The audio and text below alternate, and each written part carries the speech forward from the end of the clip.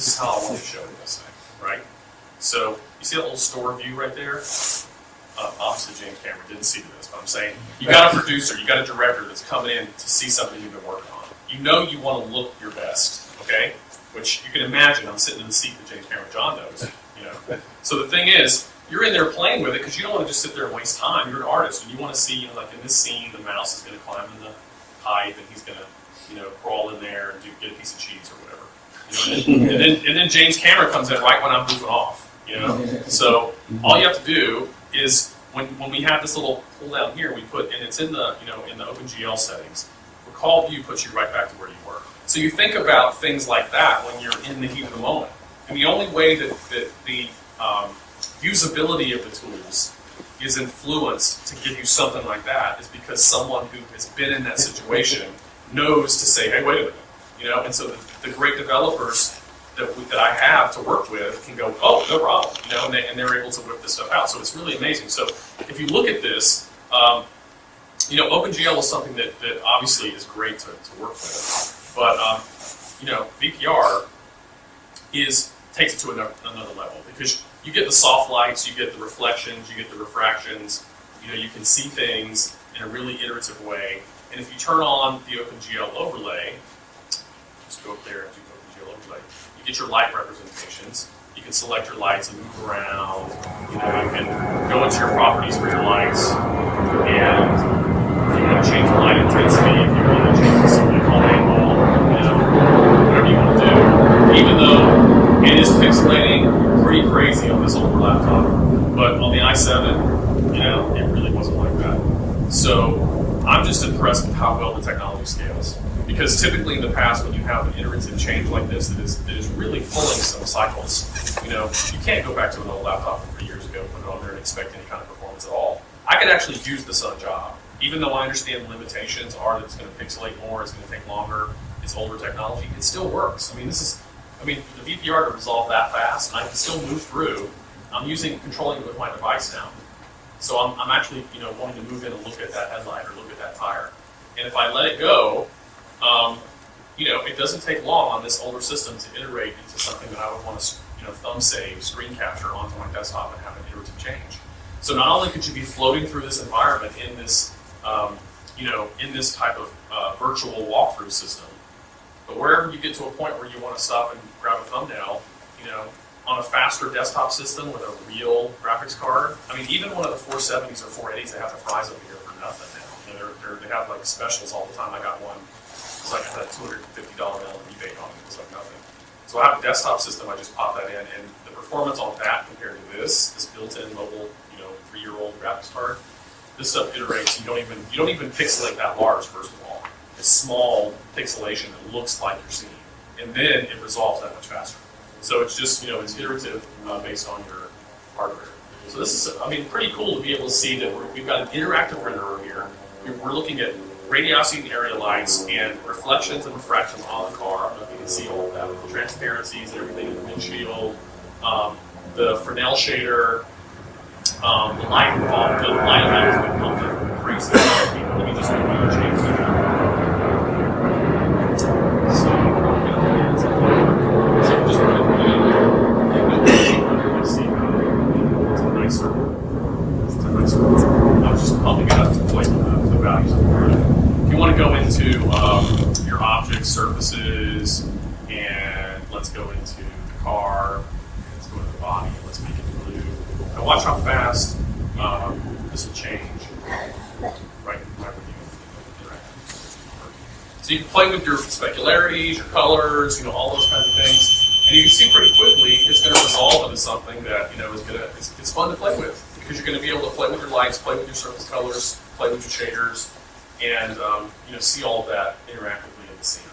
Rob, what's the technical difference between draft mode and not draft mode? Draft mode basically gives you, it's a least common denominator. It turns off anything or scales down actually the values to a level that is just at the threshold of being acceptable. Okay. So it's like if you went in, I mean, plus some other optimizations that are behind the scenes. But the things that it does that you can get to is it combines all those into a container that automates it for you. And it also has optimizations that Jamie and Mark and the gang put in behind the scenes to speed that up even further. Okay. So what we did is we took, as a user, when I was working on something with a slower machine, I was doing several things all the time to make it, if the performance wasn't there. And so I just went to them and said, I'm doing all of this. Can you combine that with what you just said, with the way that you can optimize those ray traces and all of that, and can you put it together into a mode? And they said, of course we can. And so we did it, and so that's how the workflows develop. Is a user is using it and says, this is what I need to use for functionality, and then the developers are brilliant, and we have this whole synergy going on. So it does more than if you just went in yourself and turned things off, because there are some optimizations, but there's about 60% of the things that it just takes and combines into an automated on-off, okay, in an intelligent way. And so that's that demo. Let me get the other one loading so we don't have to sit and wait on that. Jump back over to the other. Okay. Do you want to see a walkthrough? Do you want to see like a virtual environment type, like a jumping type thing, or do you want to move? Do you want to see that? Sure. That's not really part of the thing, but I'll show you what it is.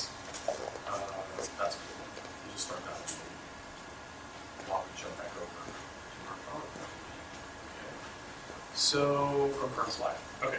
Let's see. A little remote. Okay. So we talked about the InterSense. You saw some of it demoed, and it does have a 3D connection. There's the one I showed you there. There's the Vcam. It's got a camera form factor. This is their Vcam version 1. They're already working on Vcam version 2 and Vcam Lite.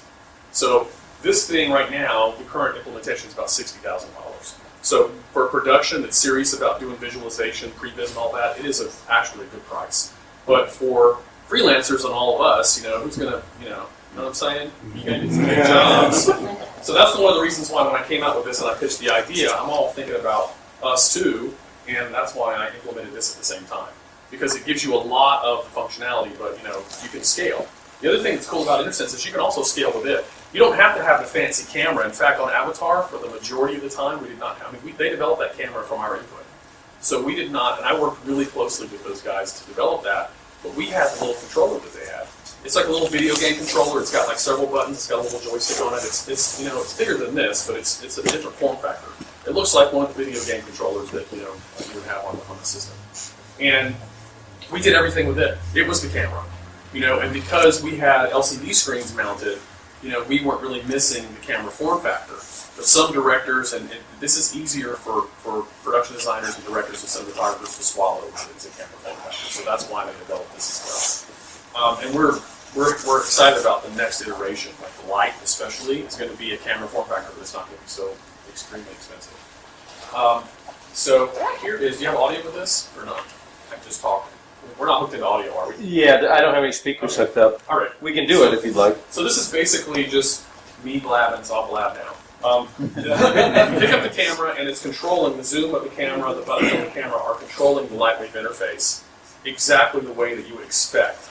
And the cool thing about it is, as you're moving around, again, you'll notice Dave Verba was bending over on the stage there, picking up the other type of controller they have.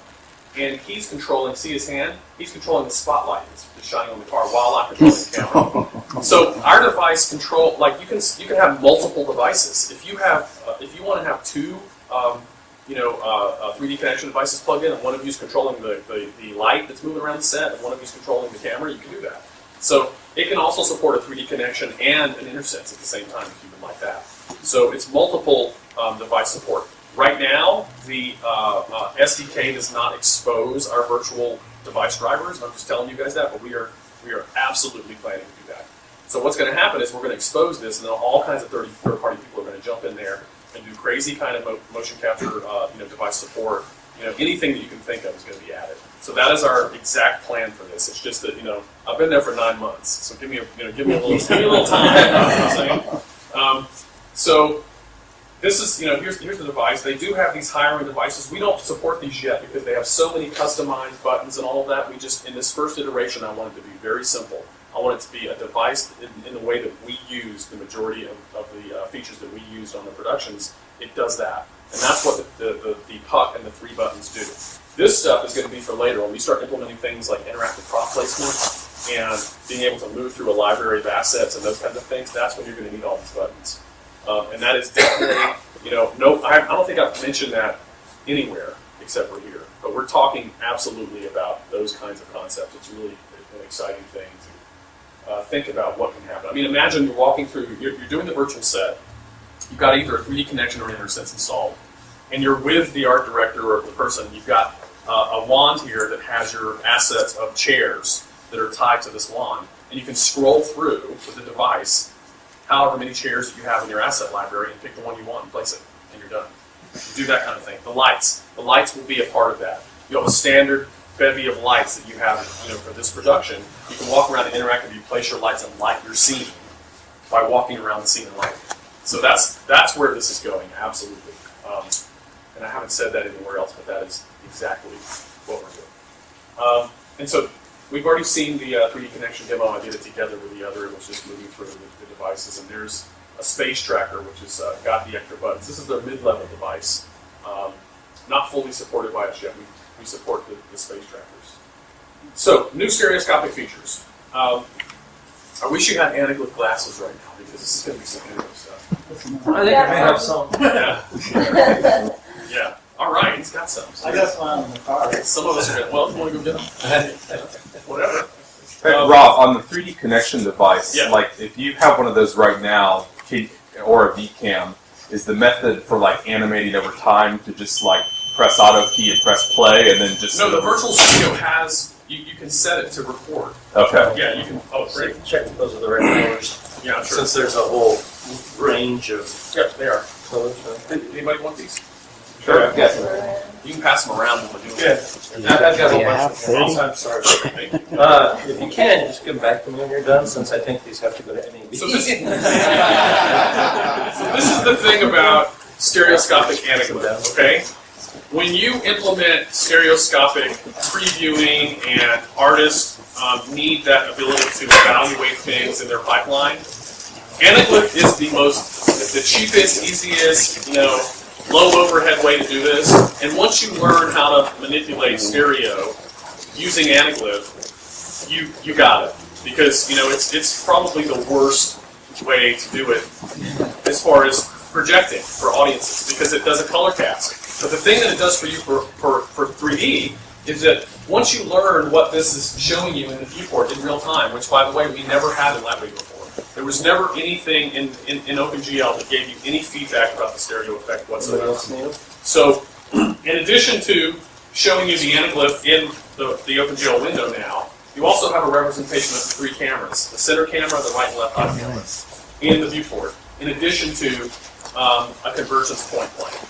So, adding those 2 things for feedback give you a lot of information that you did not have before. Hello. Unfortunately, I was only able to find 4 eyes. We got a bunch of We got a bunch. He found the gold mine. Still handling I that.